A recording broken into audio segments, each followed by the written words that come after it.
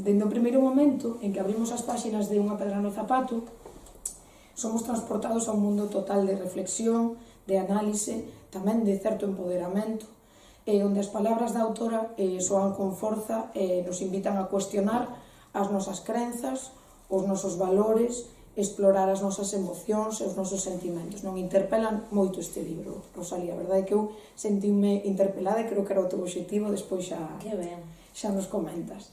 Neste libro, coido que nos brindas a túa sabedoría, a túa experiencia, a túa paixón pola xustiza social, convidándonos tamén a mirar máis aló do evidente, a desafiar as normas establecidas, e a topar o noso propio camiño cara a unha autenticidade e unha plenitude que todos perseguimos dun xeito ou doutro, sabendo ou sin saber. O seu libro, polo tanto, Unha pedra no zapato, convídanos a abrir as nosas mentes e a abrir tamén os nosos corazóns cara ás ideas transformadoras que nos ofrece. Buscamos cousas moi lonxe, e en realidade a vida pasa aquí e agora nas pequenas cousas deste momento que estamos compartindo, por exemplo, e iso ten un valor que ás veces esquecemos, porque estamos demasiado pendentes da nosa expectativa ou da nosa idea do que debería ser, ou do que consideramos adecuado, que temos que atingir un certo nivel, e todo o que non chegue a ese nivel xa non vale.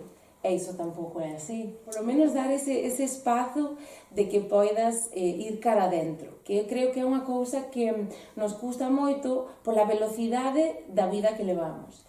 Na nosa sociedade todo vai hiper rápido, todo acontece e cansamos de seguida. Sempre estamos co dedo na pantalla, scroll, e queremos máis contido, máis contido. Que me toca a min de todo iso que me rodea?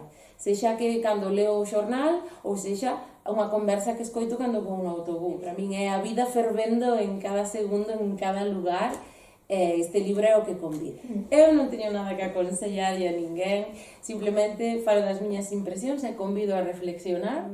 Si puedo comentarte, la carátula me encanta. Y veo la piedra así como le da la vuelta. Pienso que es una arena, ¿no? Sí. Y le da la vuelta así, digo, yo soy que lo que lo he dicho siempre a las personas.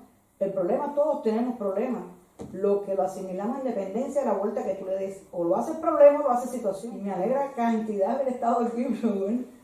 Que ben. Moitas gracias igualmente. Que é iso, recuperar a arte de cada instante, do aquí, do agora, deste momento compartido.